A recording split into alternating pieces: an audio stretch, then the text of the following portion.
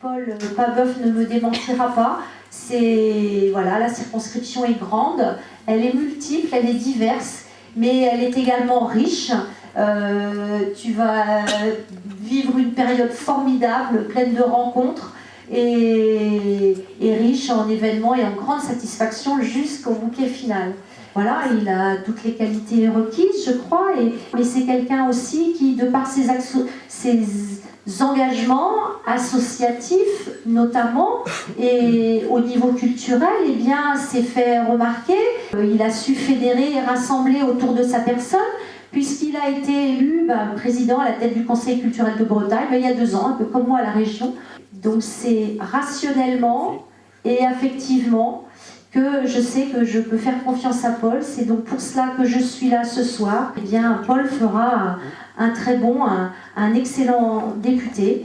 En tout cas, on est avec toi et bon vent, belle campagne. Et puis, on est tous ensemble et on va avancer collectivement pour faire en sorte que cette 4e circonscription ne soit pas définitivement à la solde des biens d'une équipe qui ne nous ressemble pas.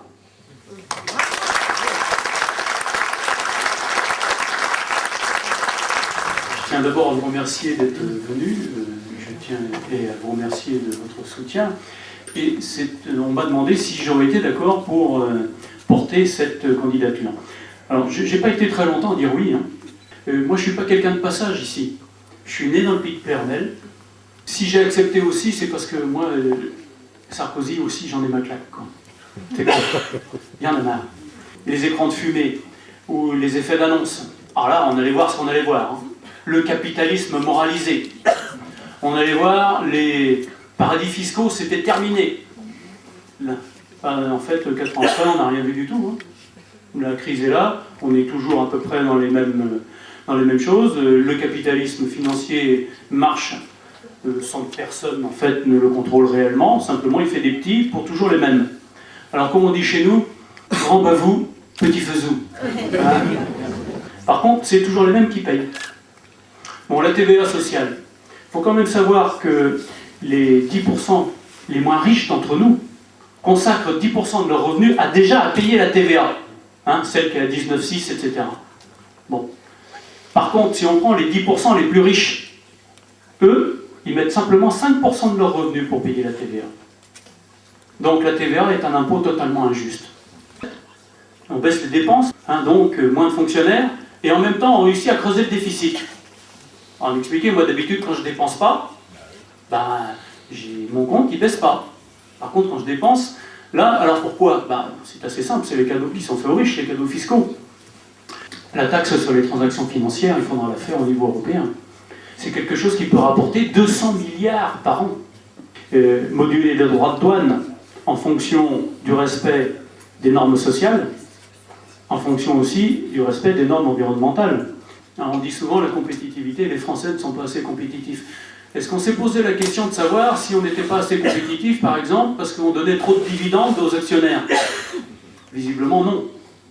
Est-ce qu'on s'est demandé si on n'était pas compétitif parce qu'on payait trop cher le PDG? Qu'est-ce qui peut justifier qu'un PDG soit payé 200 fois plus qu'un de ses ouvriers? C'est totalement immoral. Le programme du PS là-dessus, il propose quelque chose d'intéressant, qui est de moduler l'impôt sur les sociétés. Si vous investissez, il baisse. Si vous distribuez des dividendes aux actionnaires, il augmente. Si nous n'avons pas d'emploi, sans emploi, ce sont les gens de chez nous qui vont se retrouver au chômage. Et je connais bien le pays de Plermel, je peux vous dire que les salaires ne sont pas mirobolants. Ils sont bien souvent en dessous de la moyenne. La moyenne française, c'est 1 400 € par mois. C'est pas non plus des 1000 et des 100. Et dans le pays de Plermel et jusqu'à La Roche-Bernard, dans la 4e circonscription, on est bien souvent bien en dessous. Donc les temps sont durs. Alors, si je suis élu, bien sûr, je reviendrai sur la retraite à 60 ans. Et à 65 ans, sans décote. Quand je pense que maintenant, il faudrait faire travailler tout le monde tout le temps. Je suis pour un farouche défenseur du dimanche férié.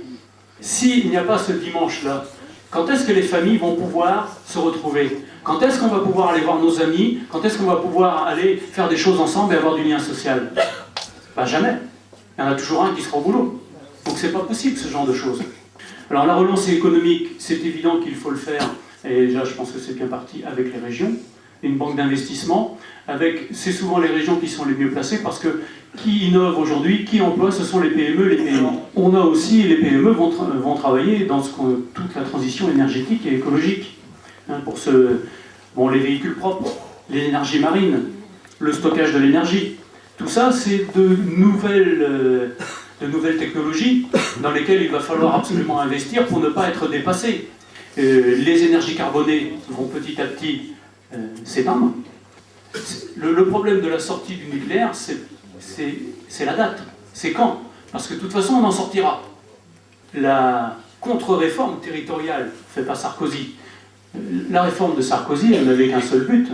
C'était effectivement d'assécher les collectivités locales en leur donnant des dotations d'État. Et puisque les dotations viennent de l'État, eh bien, c'est celui qui se retrouve à Paris qui peut effectivement ouvrir le robinet et le fermer. Si on veut véritablement que les collectivités locales puissent prendre les choses en main, et quand je vois tout le travail qui est fait par les maires, par les communautés de communes, combien ça rend service aux usagers, c'est un travail primordial. Qu'est-ce qu'on proposera? Mais on proposera qu'ils aient un propre budget, des propres financements. Alors nous souhaitons évidemment aussi que dans cette réforme territoriale, la Loire-Atlantique puisse revenir dans le giron de sa région d'origine.